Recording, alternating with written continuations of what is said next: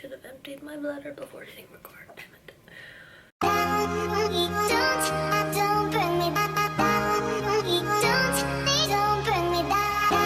What's up, guys? So today we're going to talk about something that I get asked about all the time, and that topic is reverse dieting.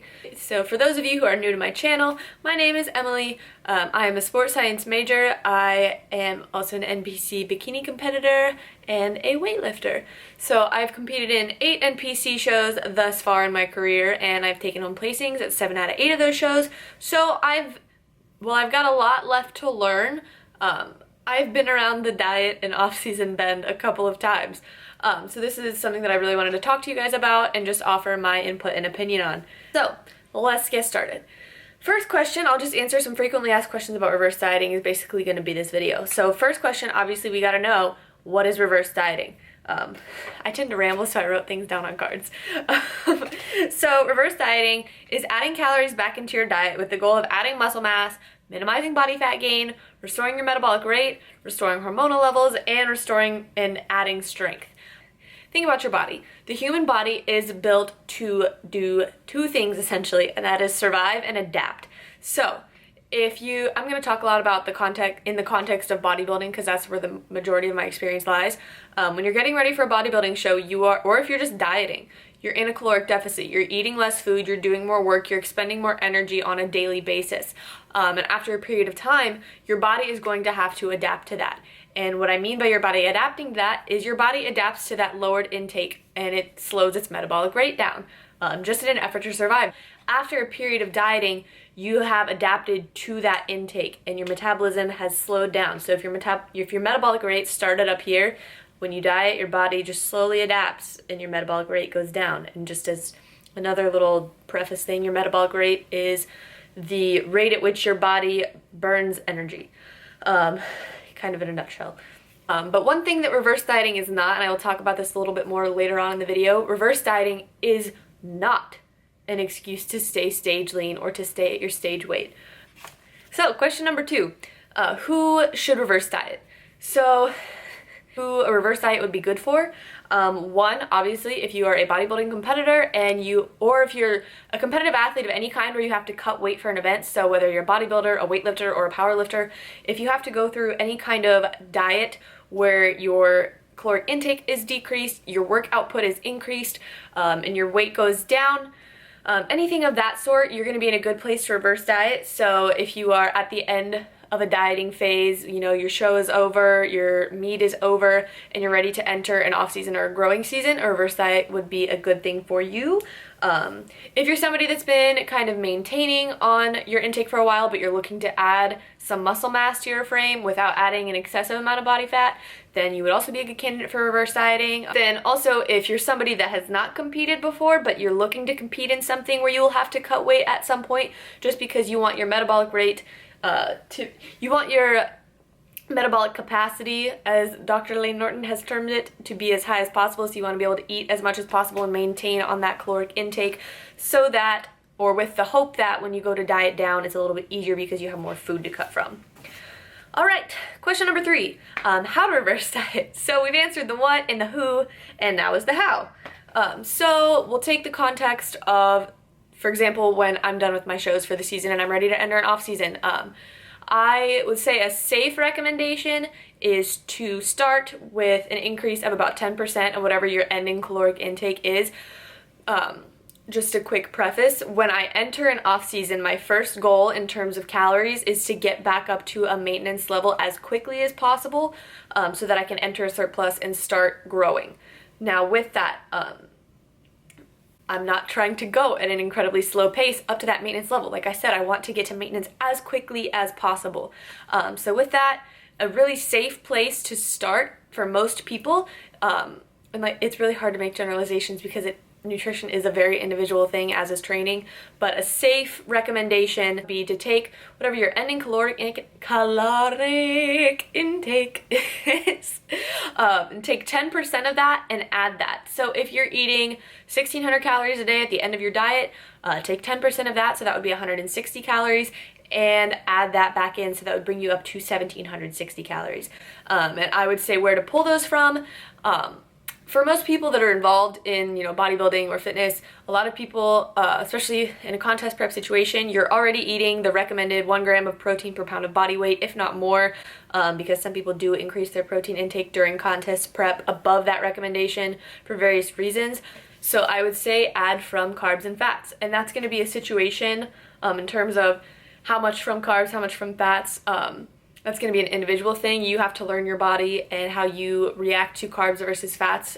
Just personally, I would say favor carbs because obviously carbs are the primary energy source for athletes that's going to fuel your training. The caveat with that is a lot of times, especially female competitors, their fats get extremely low, so it is very important from a hormonal standpoint to make sure you are adding fats back into your diet.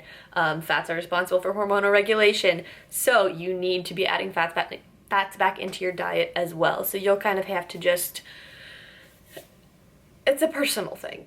A lot of this, the answer for a lot of these questions is going to be it's a personal thing. But you'll have to figure out, which macronutrient your body favors. But you do want to add both carbs and fats back in. You probably don't really need to add a whole lot of protein back in. Now with how to reverse diet, how aggressive you should be in terms of your reverse diet, again, varies on the individual. You have to assess your tolerance to calorie intakes. So I'll give a little bit of my personal background with reverse dieting. So I have done less aggressive reverse diets and I have done more aggressive reverse diets. To start out with, I am more in favor of an aggressive reverse. For me, after my first contest season, I had to get down, I'm 5'9", I had to get down to about 1,300 calories a day. So that reverse was a little bit slower in terms of, it was a little bit less aggressive in terms of the additions that we would make per week. It was more around the, 10 to 15 grams of carbs per week, 2 to 4 grams of fat per week, those kind of jumps, just because I did have to diet down a little bit lower my first time. So that one was a slower reverse. Now, if you take after my second competition season, and my reverse diet was much more aggressive. So we were making additions of anywhere from like 150 to 200 to 250 calories per week because I was maintaining my stage weight for such a long period of time. And I think a lot of that has to do with the fact that that was also the time when I switched to having Eric as my coach in terms of my training. So I switched from bodybuilding style training to strength training, and thus strength training is a little bit more energy expensive in my experience than strictly bodybuilding training. So the training that I was doing was using more calories, thus I was able to eat more food, and I needed to eat more food just to support the work that I was doing. So it took me a little bit more effort to get up to a maintenance level because I believe that my maintenance was made higher due to my training I just pulled my hair out. Due to my training requirements.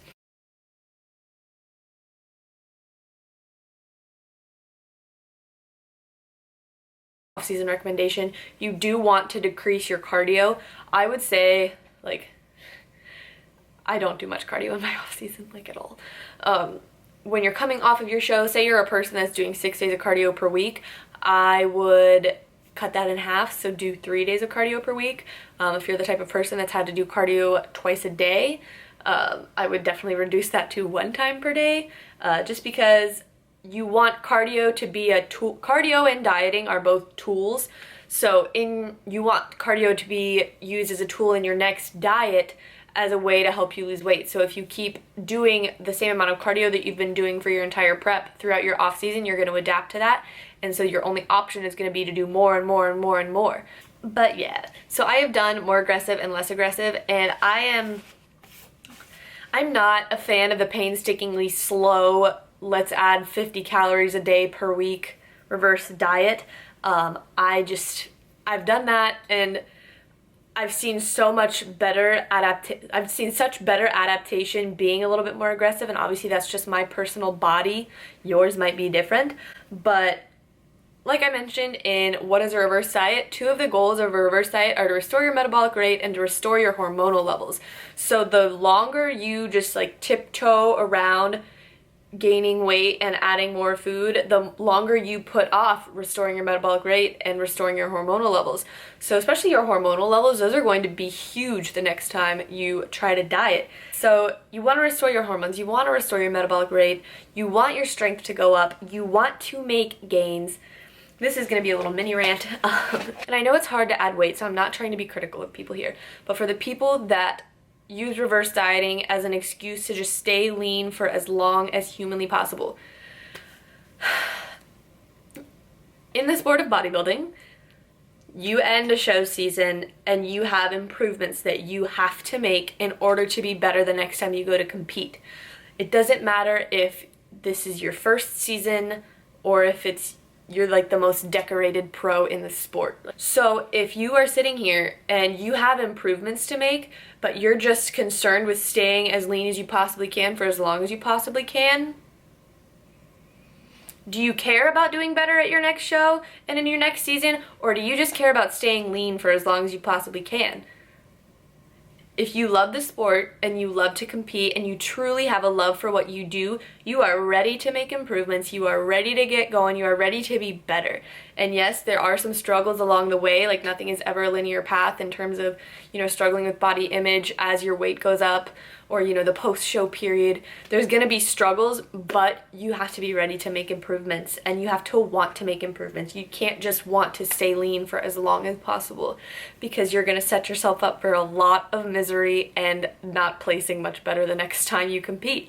So you might as well just, the only time I see a super slow reverse really coming into play is if you have chronically dieted on very low calories for a prolonged period of time. One diet season will not cause your body to, most likely, unless unless shit really hit the fan, one diet season likely won't cause your body to downregulate that bad, especially if you reverse out of it. First, you probably don't have metabolic damage. That's just an adaptation that you can reverse. You can reverse that adaptation, so you just need to reverse out of it. You need to be ready to make gains, you need to be ready to make improvements, you need to be ready to eat more food, you need to be ready to have more muscles, and we're happy and we're eating and our hormones are in balance, and ladies, we're getting our periods back if you lost it, because that's really freaking important. But yeah, your metabolism has just adapted to a lower level and you need to get that back up, and that's my little rant on that. Question number 4. Hey. How long should a reverse diet be? This is another thing, individual basis, but a general safe recommendation I would say is plan the same amount of time for your reverse, if not more, preferably more than as the amount of time you spent dieting. So if you spent 3 months dieting, give yourself at least 3 months to reverse to get everything back to normal. Obviously, the more aggressive your diet is, the more hardcore your diet is, the longer it's going to take to recover from that, from the standpoint of metabolic rate, of the standpoint of strength, the standpoint of your hormonal balance, all of that. My shortest reverse diet was 10 weeks long, and my longest reverse diet was 5 months long. I prefer a slightly longer reverse, and there's people that are reversed for, over a year, especially the people whose metabolisms are negatively adapted for a long period of time. They need a longer period of time. Muscle building is a relatively slow process. So if you want to be better next time you're on stage, a lot of people, our critique is you need to come in leaner. So a part of being leaner is not only having less body fat, but also having adequate muscle mass. The longest reverse I ever took, I also came in the next season leaner with more muscle mass. But you do need to give yourself adequate time to make muscle gains. This is basically okay, the people that are yeah, I've been reverse dieting for 4 weeks and it's time for me to cut again and do another show. Honey, how much muscle do you think you added in 4 weeks? How much metabolic rate do you think you got back in 4 weeks? How much of your hormonal balance has been restored in 4 weeks? That's a month. The answer is not a lot to all of those questions. So you need to give yourself adequate time. Super important. So question number 5, what about free or untracked meals? Basically just means, you go out once per week and you have a free meal and you don't track it and it doesn't fit into your macros necessarily, and you eat some stuff that you want to eat that might not fit on other days, and you get a lot of froyo and you set records at froyo shops, and I might have done that. What? So I've done off seasons with and without free meals. I favor with free meals. With that, when I did not have free meals incorporated into my weekly, plan, I guess. One, that doesn't mean that I never had an untracked meal. Like, I did that occasionally, but it wasn't a weekly thing. But I was able to get up to a higher daily intake on average than off seasons when I've had a free meal. But when I've had a free meal, I just think I favor that. Like, it's nice to be able to go out and just eat, quote unquote, like a normal person and not have to track everything, because tracking your food does get, you know, mentally exhausting at times. And off season is where the champions are made, yes, but it is also the time where you do need to, you know, give yourself a little bit of a mental break. So champions are also made from a healthy mental state. So with that, off season is the appropriate time to loosen the reins a little bit and give yourself a little bit of a mental break in terms of tracking meticulously to the gram, nail on the head every single day. I like it. That's how I like to do things. There's people that aren't that way. And that's just life. We all different. We snowflakes. Okay. All right. And question number 6, when to stop your reverse diet and what do you do when you stop?